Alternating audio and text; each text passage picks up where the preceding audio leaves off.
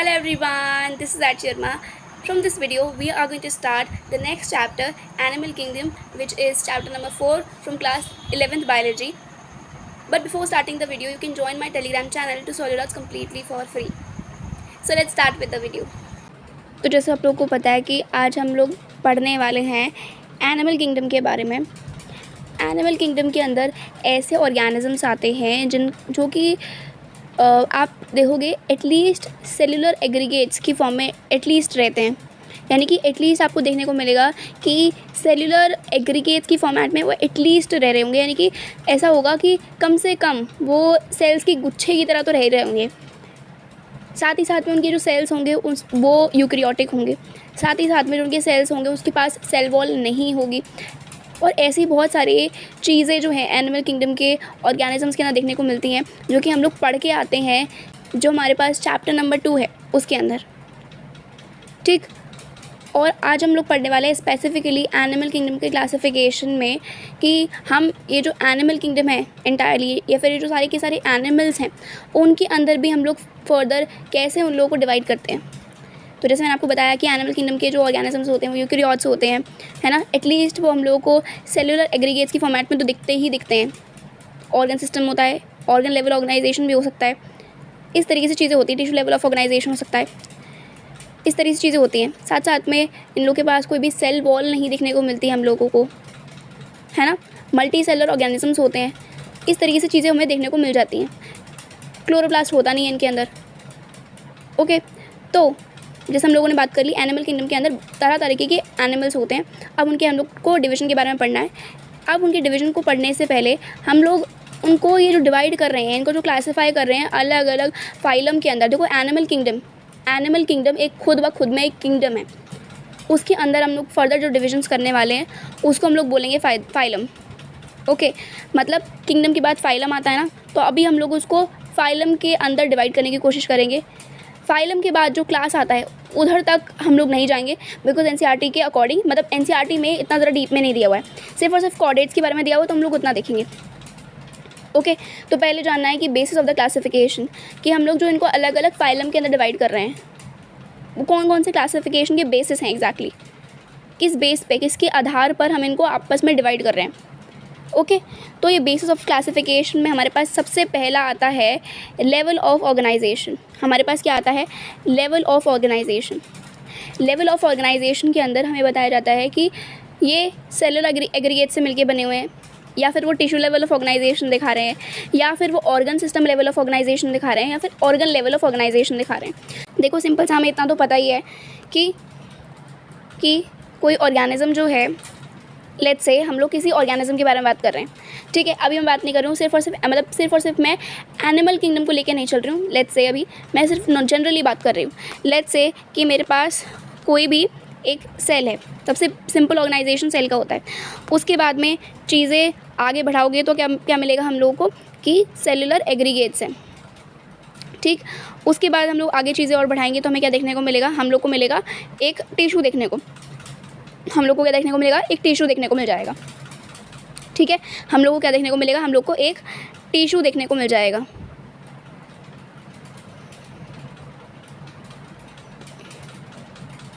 Okay, उसके बाद में अब ये जो टिश्यू बन जाएगा उसके बाद में हमें क्या देखने को मिलेगा? उसके बाद हमें एक स्पेसिफिक ऑर्गन देखने को मिलेगी। ऐसे मान लेते हैं कि हमारा जो स्टमक है, ठीक, ये हमारा जो स्टमक है मैंने वो बनाया, ठीक है। तो एक पर्टिकुलर ऑर्गन है स्टमक, तो ये हमें टिश्यू लेवल के बाद में एक हमें ऑर्गन लेवल ऑफ ऑर्गेनाइजेशन देखने को मिलेगा। एग्जाम्पल बताया ऑर्गन का लेकर के। ओके, ये मान लेते हैं स्टमक है। ओके, उसके बाद में जब ये ऑर्गन लेवल ऑफ ऑर्गेनाइजेशन होता है, उसके आगे जब आप बढ़ते हो, ठीक, आप और कॉम्प्लेक्सिटी की तरफ बढ़ते हो तो आपको देखने को मिलेगा कि कम्प्लीटली जीआईटी बन जाएगा। एग्जाम्पल बताया मैंने आपको, मतलब पहले आपको देखने को मिलेगा, मतलब आप समझो ना, एक घर बनाते हैं तो सबसे ज़्यादा बेसिक यूनिट क्या होती है? एक घर की सबसे ज़्यादा बेसिक यूनिट होती है एक ईंट। ओके, उसके बाद में इस तरीके से चीज़ें एक ईंट के ऊपर एक ईंट रखते जाते हैं और पूरा घर बन जाता है। इस तरीके से ही सेल सबसे ज़्यादा बेसिक ऑर्गेनाइजेशन है। उसके बाद में हमारे पास सेलुलर एग्रीगेट्स आते हैं। क्या आता है हमारे पास? हमारे पास आते हैं सेलुलर एग्रीगेट्स, उसके बाद में आता है हमारे पास टिश्यू लेवल ऑफ ऑर्गेनाइजेशन, उसके बाद आता है हमारे पास ऑर्गन लेवल ऑफ ऑर्गेनाइजेशन, उसके बाद आता है organ system level of organization. तो हम जब बात करते हैं एनिमल किंगडम के लिए, ठीक है, जब हम बात करते हैं एनिमल किंगडम के लिए, तो जो चीज़ें स्टार्ट होती है ना वो सेलर ऑर्गेनाइजेशन से स्टार्ट नहीं होती, वो होती है यहाँ से स्टार्ट, वो होती है यहाँ से स्टार्ट। यानी कि सबसे ज़्यादा सिंपल जो ऑर्गेनिज्म है, सबसे ज़्यादा सिंपल जो ऑर्गेनिज्म है एनिमल किंगडम के अंदर, उसका नाम है पोरीफेरा। उसका नाम क्या है? उस ऑर्गेनिज्म का नाम है, उस ऑर्गेनिज्म का नाम क्या है? उस ऑर्गेनिज्म का नाम है पोरीफेरा, ठीक है। तो ये ऑर्गेनिज्म जो है वो सेलुलर एग्रीगेट्स के फॉर्मेट में रहता है, ओके। तो मतलब बेसिकली हम लोग यही बात कर रहे हैं कि उनका मतलब वो किस तरीके का उसका ऑर्गेनाइजेशन है। जैसे हम लोगों में देखेंगे, अगर हम लोग अपनी बात करते हैं, ठीक, तो हमारे पास हमारा जो रेस्पिरेटरी सिस्टम है वो अलग है, हमारे पास हमारा सर्कुलेटरी सिस्टम अलग है। सिस्टम्स एग्जिस्ट कर रहे हैं ना, ऑर्गन सिस्टम्स एग्जिस्ट कर रहे हैं ना। ऑर्गन सिस्टम का मतलब क्या होगा कि कुछ ऑर्गन्स मिल करके एक पर्टिकुलर काम परफॉर्म कर रही हैं, उसको बोलते हैं हम ऑर्गन सिस्टम। जैसे कि अगर मैं बात करूं अपने रेस्पिरेटरी सिस्टम के लिए, तो मेरे पास मेरी यहाँ पर लंग्स काम कर रही हैं, मेरे पास मेरा ट्रैकिया है यहाँ पे, इस तरीके से चीज़ें मेरे पास काम कर रही हैं ना, ओके। अगर मैं बात करती हूँ सर्कुलेटरी सिस्टम के लिए, आर्टरीज़ हैं, मेरे पास वेन्स हैं यहाँ पर, मेरे पास मेरा हार्ट काम कर रहा है ना, ब्रेन कहीं ना कहीं से सिग्नल पहुँचा रहा है ना, जब सिंपैथेटिक कंडीशन हो रही तब तक तो एटलीस्ट। एंड जीआईटी में भी अगर मैं देखती हूँ, गैस्ट्रो इंटेस्टाइनल ट्रैक्ट में, मेरे पास मेरा स्टमक है, मेरे पास मेरी इंटेस्टाइन है, लिवर काम कर रहा है मेरा यहाँ पे, इस तरीके से चीज़ें होती हैं। तो इस तरीके से ही जब आप स्टार्टिंग कर रहे हो, बहुत ही बेसिक लेवल पे हो, तो यहाँ पर जो ऑर्गेनिज्म सेलुलर एग्रीगेट की फॉर्मेट में पड़ा होता है, उसका नाम है पोरीफेरा। उसका क्या नाम है? उसका नाम है पोरीफेरा, ओके। और पोरीफेरा के बाद में जो ऑर्गेनाइजेशन आता है ना, यानी कि जो हमारे पास निडेरिया है, या फिर जिसको आप सीलेंट्रेट्स बोलते हो, और साथ ही साथ में जो टीनोफोर्स हैं, जैसे मैं आपको बता देती हूँ, अभी तक देखो मैंने आपको बताया पोरीफेरा जो होते हैं वो हमारे पास सेलर ऑर्गेनाइजेशन शो करते हैं, या फिर सेलर एग्रीगेट्स की फॉर्मेट में शो मतलब रहते हैं, ठीक है। मतलब आप समझ लो कि सेल का गुच्छा ही है एक तरीके से, लेकिन टिश्यू नहीं बने हैं, ठीक है, सेलर एग्रीगेट्स की फॉर्मेट में, लेकिन टिश्यू अभी तक नहीं बने हैं वो, आप इस तरीके से याद रखो, ओके। उसके बाद में जब आप बात करते हो सीलेंट्रेट्स के लिए या फिर टीनोफोर्स के लिए, आप बात करते हो नेक्स्ट, जब आप बात करते हो हमारे पास सीलेंट्रेट्स के लिए, एंड साथ ही साथ में हमारे पास टीनोफोर्स के लिए, ठीक है, सीलेंट्रेट्स के लिए एंड साथ ही साथ में टीनोफोर्स के लिए। तो ये लोग क्या करते हैं? ये लोग tissue level of organization show करते हैं। इनके पास हमें जिनकी बॉडी है वो एटलीस्ट टिश्यू फॉर्मेट में तो रहती है, ओके। उसके बाद में जब हम आगे बढ़ते हैं, आगे की तरफ हमें देखने को मिलता है प्लैटीहेल्मिन्थ्स। हमें क्या देखने को मिलता है? हम लोग को देखने को मिलता है हमारे पास प्लैटीहेल्मिन्थ्स। बहुत ही एक बड़ा सा एग्जाम्पल है उसका प्लेनेरिया, जो कि हम लोग जनरली सुन ही लेते हैं। तो ये प्लैटीहेल्मिन्थ्स के अंदर ही से ही बिलोंग करता है। और ये जो प्लैटीहेल्मिन्थ्स है ना, इन प्लैटीहेल्मिन्थ्स के अंदर जो ऑर्गेनाइजेशन देखने को मिलता है वो मिलता है ऑर्गन लेवल ऑफ ऑर्गेनाइजेशन। इनके अंदर ऑर्गन सिस्टम तो नहीं होता जब डेवलप, लेकिन ऑर्गन तो बन जाती हैं। उसके आगे आते हैं ऐश के हेल्मिन्थ्स, ठीक है। उसके आगे आते हैं हम लोग के पास ऐश के हेल्मिन्थ्स, ठीक है। ऐश के हेल्मिन्थ्स के बाद हम लोग के पास आते हैं एनालिड्स, ठीक है, जिसमें हमारे पास हमारा अर्थवॉर्म आता है। उसके साथ साथ में हमारे पास हमारा ऑर्थ्रोपोडा यानी जिसमें हमारे पास सारे के सारे हमारे कीड़े मकोड़े आते हैं। उसके बाद में हमारे पास आते हैं हमारा मोलस्का, जिसमें हमारे पास हमारे स्नेल्स आते हैं, ठीक है, ये मोलस्का आते हैं, ठीक है। उसके साथ साथ में हमारे पास हमारे आप अकानेडम्स बोलो, अकानेडम्स के अंदर हमारे जो स्टार फिशेज़ हैं, है ना, ये सब आते हैं। उसके बाद में अगर हम बात करते हैं अबाउट द हेमिकॉर्डेट्स का कोई कॉमन एग्जाम्पल मेरे पास नहीं है, बट उसके अंदर एग्जाम्पल्स आते हैं बेलेनोग्लॉसस, सेकोग्लॉसस, ये सब चीज़ें आती हैं, है ना। और उसके बाद आते हैं हम लोग कॉर्डेट्स में हम लोग भी आते हैं। साथ साथ में हमारी जो बर्ड्स हैं, हमारे पास जो हमारे रेप्टिलिया की कैटेगरी तो नहीं बोलना चाहिए, लेकिन जो रेप्टिलिया क्लास है हमारे पास, वो हमारी जो फिशेज़ हैं, ये सारे के सारे जो ऑर्गेनिजम्स हैं वो कॉर्डेट्स के अंदर आते हैं। उसके बारे में हम देखेंगे बाद में। लेकिन ये सारे के सारे जो ऑर्गेनिजम्स हैं बाकी के बाद के, ये सारे के सारे हाईली डेवलप्ड हैं एज़ कम्पेयर टू प्लैटीहेल्मिन्थ्स एंड जो पीछे में अभी तक मैंने बताया। बिकॉज ऑब्वियसली बात है, इन लोगों के अंदर organ system level of organization आ चुका है, ऑर्गन सिस्टम डेवलप हो चुके हैं प्रॉपर तरीके से, ओके। तो चीज़ें जो हैं वो थोड़ी ज़्यादा कॉम्प्लिकेटेड होती चली जा रही हैं जैसे जैसे आप आगे बढ़ रहे हो इवोल्यूशन के दौरान भी। और इनको ऑर्गेनाइज भी इसी तरीके से किया है इवोल्यूशनरी हिसाब से, ओके, कि स्टार्टिंग में पहले सेलर एग्रीगेट से उन लोगों ने कुछ अपना ऑर्गेनाइजेशन दिखाया, फिर उसके बाद टिश्यू लेवल ऑफ ऑर्गेनाइजेशन आया, फिर ऑर्गन लेवल ऑफ ऑर्गेनाइजेशन आया, then organ system level of organization आ गया, ओके। इस तरीके से चीज़ें यहाँ पे लिखी हुई हुई हैं एनसीईआरटी के अंदर। जैसे कि आपको दिख रहा होगा कि लूज सेलुलर एग्रीगेट्स दिखाने वाले स्पॉन्जेस है, जिसको आप पोरीफेरा की कैटेगरी में भी डालते हो, ठीक है। इनको बोलते हैं cellular level of organisation, okay. साथ ही साथ में टिश्यू लेवल ऑफ ऑर्गेनाइजेशन दिखाने वाले जो ऑर्गेनिजम्स हैं उनके नाम यहाँ पे आई थिंक मेंशन नहीं किए हुए हैं। यहाँ पे सीलन ट्रेस का नाम लिखा हुआ है एंड टीनोफोरा नहीं लिखा है, लेकिन टीनोफोरा भी टिश्यू लेवल ऑफ ऑर्गेनाइजेशन ही दिखाते हैं, ओके। उसके साथ साथ में यहाँ पर ये ऑर्गन लेवल ऑफ ऑर्गेनाइजेशन दिखाने के लिए प्लैटीहेल्मिन्थ्स रिस्पॉन्सिबल हैं, ओके। उसके साथ साथ में यहाँ पे लिखा हुआ है कि एनालिड्स, ऑर्थ्रोपोड्स, मॉलिस्क, अकानिडम्स, कॉरेट्स, ये सारे के सारे जो हैं ऑर्गेनिजम्स, ये organ system level of organization show कर रहे होते हैं, ठीक। अब साथ ही साथ में यहाँ पर ये जो organ system level of organisation है इसके अंदर भी फर्दर चीज़ें दी हुई है, जैसे कि अगर आप बात करते हो सर्कुलेटरी सिस्टम की। ओपन सिस्टम का मतलब क्या होता है? ओपन सिस्टम का मतलब होता है, ओपन सर्कुलेटरी सिस्टम का मतलब होता है कि वहाँ पे कैपिलरी एग्जिस्ट नहीं कर रही होगी। अगर ब्लड जा रहा है कहीं पे, तो वो जाके डायरेक्टली साइनोसिस के अंदर या फिर जो ओपन स्पेसेस हैं या कोई ऑर्गन पड़ी है उस पर डायरेक्टली जाके डायरेक्टली जाके चला जाएगा बस उसके ऊपर। समझ रहे हो आप? मतलब समझो कि आपके हाथ में एक पाइप है और उस पाइप में पानी जा रहा है, ठीक है। तो जहाँ पर वो पाइप खुल रहा है, ऑब्वियसली बात है, जहाँ पर उसकी ओपनिंग होगी वहाँ उस मतलब वो वाली पर्टिकुलर ज़मीन जो है या फिर जो पर्टिकुलर जहाँ पे वो जगह है वहाँ पे जाके ऑब्वियसली बात है पानी फैलेगा। इस तरीके से चीज़ें होती हैं। लेकिन अगर आप बात करते हो इन केस क्लोज सिस्टम के बारे में, क्लोज सर्कुलेटरी सिस्टम के बारे में, ठीक है, तो उस केस के अंदर यहाँ पर प्रॉपर कैपिलरीज बनी होती हैं, arteries then capillaries and then veins. मतलब ऑब्वियसली बात है आर्टरीज देन आर्ट्रियोल्स, ठीक है, within capillaries, venules then veins, obviously बात है। तो ये जो पर्टिकुलर सिस्टम है ना, ये कम्प्लीटली क्लोज होता है।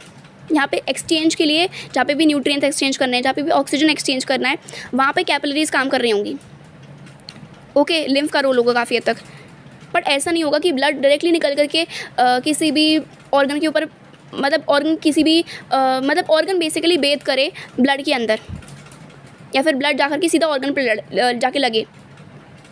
इस तरीके से चीज़ें मेरा मतलब है, ओके। तो इस तरीके से हम लोग ओपन टाइप और क्लोज टाइप में डिफरेंशिएट कर सकते हैं। ओपन टाइप, देखो मैं आपको एक सिंपल से ट्रिक बताती हूँ। क्लोज जो हमारा ओपन टाइप है स्पेसिफिकली, देखो क्लोज टाइप आपको कहाँ देखने को मिल जाएगा। आप क्लोज टाइप के लिए 3-4 के नाम पकड़ के रखो, ठीक। क्लोज टाइप के लिए हमारे पास हमारे जो कॉर्डेट्स हैं, साथ ही साथ में जो हमारे पास हमारे एनालिड्स हैं, साथ ही साथ में जो हमारे मॉलिस्का थे, मॉलिस्का के अंदर भी स्पेसिफिकली सेफेलोपॉड्स होते हैं। ऑक्टोपस वाली जो कैटेगरी नहीं, उसके अंदर जो फर्दर आप बोल सकते हो क्लास है वो, ये 3 ऐसे हैं जो कि आपके क्लोज सर्कुलेटरी सिस्टम को शो करते हैं। अदरवाइज सारे के सारे जो भी हमारे पास organ system level of organization at least show कर रहे हैं, वो सारे के सारे बाकी के, या चाहे आप ले लो एश के एलिमेंट्स, चाहे आप ले लो अपने ऑर्थ्रोपोड्स को, चाहे आप अपने उठा लो बाकी के मॉलिस्क जो नॉन सेफेलोपॉड्स की कैटेगरी में आते हैं, या फिर आप उठा लो अपने जो अकानिडम्स हैं उनको, या फिर हेमिकॉर्डेट्स को। ये सारे के सारे जो हैं वो ओपन टाइप में आएंगे। क्लोज टाइप के अंदर सिर्फ और सिर्फ हमारे पास 2 के एग्जाम्पल्स दे रखे हैं, 3 के एग्जाम्पल्स दे रखे हैं। एक कॉर्डेट्स, ठीक है, कॉर्डेट्स का एग्जाम्पल आपको याद रखना है। दूसरा आपको याद रखना है किसका? दूसरा आपको याद रखना है एनालिड्स का। तीसरा या फिर एनालिडा जो एनालिडा फाइलम है उसका। या फिर तीसरा आपको याद रखना है हमेशा अपने जो मॉलिस्का के अंदर जो हमारे सेफेलोपॉड्स हैं, ऑक्टोपस, लोलिगो, इन सब का, ओके। अब साथ ही साथ में अगर हम बात करते हैं डाइजेस्टिव सिस्टम की, हमारे डाइजेस्टिव सिस्टम की, तो डाइजेस्टिव सिस्टम जो है वो एटलीस्ट हमारे पास हमें देखने को मिल जाता है प्लैटीहेल्मिन्थ से। हमें कहाँ से देखने को मिल जाता है? हमें देखने को मिलता है प्लैटीहेल्मिन्थ से, ओके। अब यहाँ पर अगर आप बात करते हैं स्पेसिफिकली कि देखो दो तरीके का यहाँ पर डाइजेस्टिव सिस्टम एग्जिस्ट कर रहा होता है। अब वो कैसा है मैं बताती हूँ। देखो 2 तरीके का डाइजेस्टिव सिस्टम कैसा है, इसमें भी स्पेसिफिकली 2 तरीके का दे रखा है। एक होता है blind side kind of body plan, एक होता है blind side kind of body plan, और एक होता है blind side kind of body plan, ठीक। और एक होता है ट्यूब विद इन ट्यूब,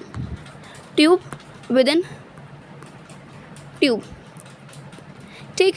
अब जो blind side kind of body plan है ना, इसके अंदर क्या होता है, इसके अंदर एक ही ओपनिंग होती है, इसके अंदर क्या होता है, एक ही ओपनिंग होती है कि खाना जो मान लेते हैं ये फूड पार्टिकल है, कोई भी ये मान लेते हैं, ये मान लेते हैं कोई भी ये छोटा सा हमारे पास एक फूड पार्टिकल हमें देखने को मिल रहा है। तो इसके बाद क्या होगा ना कि ये फूड पार्टिकल इसके अंदर जब जाएगा तो जब वेस्ट प्रोडक्ट निकलना होगा तो वो भी इसी ओपनिंग के थ्रू निकलेगा। यानी कि जो माउथ है और जो एनस है वो डिफरेंशिएटेड नहीं है। ओके, तो ये चीज़ हमें देखने को मिलती है, उसको बोलते हैं blind sac of kind of body plan या फिर blind sac body plan. Okay, अगर हम बात करते हैं ट्यूब विद इन ट्यूब के बारे में, तो उसके अंदर क्या होता है, उसके अंदर यहाँ पर हमें प्रॉपर एक माउथ देखने को मिलता है और एक एनस देखने को मिलता है। यानी कि 2 ओपनिंग्स होती हैं अलग अलग। इस तरीके से चीज़ें हमें देखने को मिलती है। क्या देखने को मिलता है, दो तरीके की ओपनिंग हमें या फिर 2 ओपनिंग्स हमें बेसिकली देखने को मिल जाती हैं। ओके, अब ये जो blind sac kind of body plan था या फिर blind sac kind of digestive system था, जो यह हमें देखने को मिलता है प्लैटीहेल्मिन्थ्स के अंदर। और जब हम बात करते हैं ट्यूब विद इन ट्यूब के बारे में, तो ये हमें उसकी आगे की जो कैटेगरीज, मतलब सॉरी कैटेगरीज की में अब आगे की जो उसकी फाइलम है, यानी कि एस्केल्मेंट्स, एनालिडा, उसके बाद ऑर्थ्रोपोडा, उसके बाद मोलिस्का, उसके बाद हमारे पास जो हमारे अकाइनडम है, उसके बाद हमारे जो हेमिकॉर्डेट्स हैं, उसके बाद जो हमारे पास कॉर्डेट्स हैं उनके अंदर। देखो, अगर आपको कन्फ्यूजन हो रही है काफ़ी हद तक तो मैं आपको बता देती हूँ। आपको एक सीक्वेंस याद करना है। क्या याद करना है, पहले आपको याद करना है Porifera, Coelenterata, Ctenophora, Platyhelminthes, then Aschelminthes, Annelida, Arthropoda, Mollusca, उसके बाद में आपके पास आपको याद रखना है अकाइनोडर्मेटा, उसके बाद हेमिकॉर्डेटा, उसके बाद कॉर्डेटा। ये एंटायर सीक्वेंस आपको एनसीईआरटी में भी सेम तरीके से देखने को मिल जाएगा। यही सेम ऑर्डर होता है एवोल्यूशन, यही सेम ऑर्डर है एवोल्यूशन का। यही इस ऑर्डर को अगर आप याद कर लेते हो तो आपको बहुत सारी चीज़ें आपको ईजी हो जाएंगी।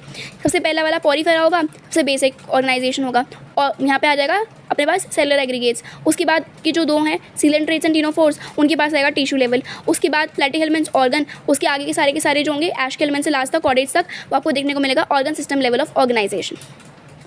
ओके, इसी तरीके से आपको याद रखना है कि ऑर्गन सिस्टम वगैरह तो हो गया आपका। उसके बाद आपको याद रखना है इसी तरीके से जो आपका क्लोज सिस्टम है, नहीं क्लोज सिस्टम में तो आपको प्रॉपरली याद रखना पड़ेगा कि एनालिड्स आ जाते हैं यहाँ पे, और जो कॉर्डेट्स हैं वो, और मोलिस्का जो बीच वाला मोलिस्का था उसमें भी स्पेसिफिकली क्लास सिफेलोपॉड्स या फिर सिफेलोपोडा। ओके, ये आ जाएंगे सारे के सारे क्लोज सर्कुलेटरी सिस्टम के लिए। एंड अगर हम बात करते हैं डाइजेस्टिव सिस्टम, कहाँ पर हमें कंप्लीट देखने को मिलता है, कंप्लीट बोलो या फिर ट्यूब विद इन ट्यूब बोलो, एक ही बात है।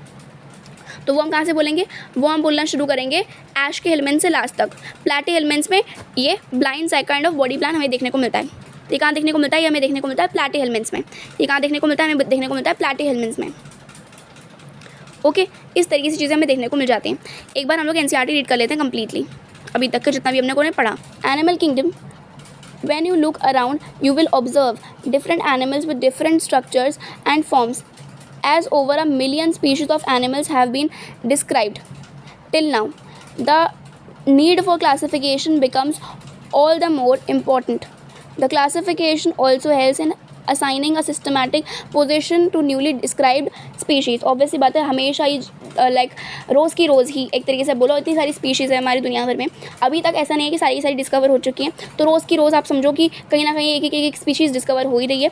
तो उनको कहीं ना कहीं प्रॉपर तरीके से ऑर्गेनाइजेशन करना है। देखो इतनी सारी स्पीशीज़ हैं, आप हर एक को अच्छे से याद नहीं रख सकते हो, तो आप क्लासिफिकेशन करो, आप ईजी से समझ सकते हो एटलीस्ट कि अच्छा चलो हमारे दिमाग में ऑर्थ्रोपोड आएगा, अच्छा ठीक है, उसके बाद जॉइंटेड अपेंडेजेस होंगे, है ना, कुछ काइटनेस एक्सोस्केलेटन होगा, इस तरीके से उसके पास हो सकता है कि विंग्स हो सकता है नहीं हो, है ना, इस तरीके से आप चीज़ें काफ़ी तक चीज़ें समझ सकते हो। ओके, तो इस वजह से क्लासिफिकेशन करना बहुत ज़्यादा इंपॉर्टेंट हो जाता है।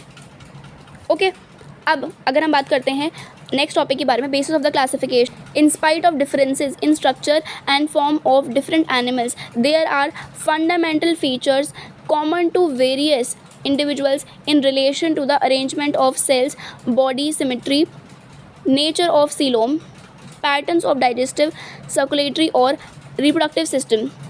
These features are used as the basis of animal classification and some of them are discussed here. देखो, हमें पता है कि एनिमल टू एनिमल चीज़ें वेरी करती हैं, ठीक है, लेकिन एक बेसिस हो सकता है क्लासिफिकेशन का। जैसे हमें पता है कि सांस हम लोग भी लेते हैं, सांस एक कछुआ भी लेता है, ठीक है। अगर हम बात करते हैं खाना हम लोग भी खाते हैं, खाना एक मेंढक भी खाता है, लेकिन चीज़ें जो हैं काफ़ी तक बॉडी जो है वो डिफ़र कर रही होती है। तो इन्हीं चीज़ों के बेसिस पे जो कि हम लोग भी परफॉर्म कर रहे हैं, वो लोग भी परफॉर्म कर रहे हैं, या फिर majority of the organisms perform कर रहे हैं, ऑर्गेनिज्म नहीं, majority of the animal perform कर रहे हैं, उन चीज़ों को क्राइटेरिया लेकर के अगर हम डिफरेंशिएट करेंगे तो हम ईजिली डिफरेंशिएट कर पाएंगे। इस वजह से हमने ये बेसिक चीज़ें लेकर के डिफरेंशिएट किया है। ओके आगे आता है level of organization. Though all members of Animalia are multicellular, all of them do not exhibit the same pattern of organization of cells. Obviously बात है, सबके पास organ system level of organization नहीं है, कुछ के पास ऑर्गन भी है, कुछ के पास टिश्यू भी है, कुछ के पास तो सिर्फ और सिर्फ सेलुलर एग्रीगेट्स की फॉर्मेट में ही वो एग्जिस्ट कर रहे हैं। For example in sponges the cells are arranged as loose cell aggregates, that is they exhibit cellular level of organization. Some divisions of labor activities occur among the cells. Basically वो क्या करते हैं, कुछ sales को obviously पता है कुछ cell के एग्रीगेट से पॉरीफेरा या स्पॉन्जेस मिलके बने हुए हैं, तो कुछ सेल्स उसके कुछ अलग काम कर रहे होते हैं, कुछ सेल्स उसके अलग कुछ काम कर रहे होते हैं। इस तरीके से वो कर, जैसे मान लो कुछ सेल्स जो हैं उसके जो बाहर की तरफ से मतलब आप समझो कि बाहर की तरफ से लाइनिंग लगा रहे हैं, उसकी प्रोटेक्शन कर देंगे। कुछ बाहर की तरफ से जो सेल्स होंगे वो अंदर बाहर से पानी खींचने का अंदर काम कर देंगे या फिर पानी की एंट्री का काम करा देंगे। कुछ अंदर के सेल्स जो होंगे उसकी बॉडी के अंदर के, वो कहीं ना कहीं फूड का डाइजेशन कर रहे होंगे, कोई रेस्पिरेशन में पार्टिसिपेट कर रहा होगा, ठीक है, कोई पानी को बाहर वापस फेंक रहा होगा। इस तरीके से चीज़ हम देखने को हमें आगे की तरफ भी मिलेगी। लेकिन इस तरीके से जो सेलुलर एग्रीगेट्स है ना, जो भी पॉलीफेरा है फिर जो भी स्पॉन्जेस हैं, उनमें भी सेल का भी एक तरीके से डिवीजन करिए कि ये वाला जो सेल है ये काम कर लेगा, ये वाला जो सेल है ये डाइजेशन का कर लेगा, ये रेस्पिरेशन का कर लेगा, इस तरीके से। ओके आगे पढ़ते हैं। In coelenterates the arrangement of cells is more complex, hence the cells performing the same function are arranged into tissues, hence is called tissue level of organization. यहाँ पर कुछ ग्रुप ऑफ सेल्स, मतलब जैसे मान लो कि यहाँ पर अभी तक हमने बोला कि ये जैसे मान लेते हैं ये बहुत सारे सेल्स लगे हुए थे, अब इसमें से कुछ एक सेल है ये रेस्पिरेशन में काम कर रहा है, ठीक है, एक सेल यहाँ पर है ये कुछ अलग काम कर रहा है, ठीक है, इस तरीके से हम लोगों ने बोल दिया। लेकिन यहाँ पर क्या है होता है, जब हम टिश्यू लेवल ऑफ ऑर्गेनाइजेशन के बारे में बात करते हैं तो यहाँ पर एक पर्टिकुलर ग्रुप ऑफ सेल्स दिखेंगे भी सेम, काम भी बिल्कुल सेम परफॉर्म करने वाले हैं।